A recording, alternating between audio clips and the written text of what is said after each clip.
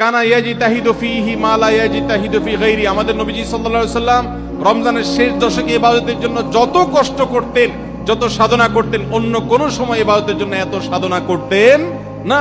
অথচ আমরা দেখা যায় শেষ দশক অবহেলা কাটাই। এই জন্য ভাইরা, শেষ দশকে ইবাদতের পরিমাণ আরো বাড়িয়ে দিতে হবে, আমলের পরিমাণ বাড়িয়ে দিতে হবে।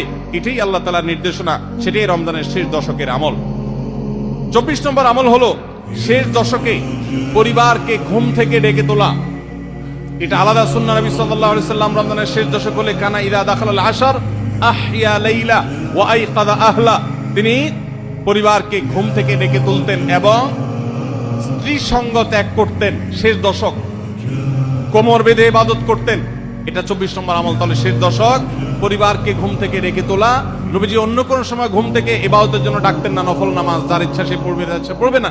কিন্তু শেষ দশক এত বড় অফার, এত বড় সুযোগ, কারণ লাইলাতুল কদর শেষ দশকে আছে।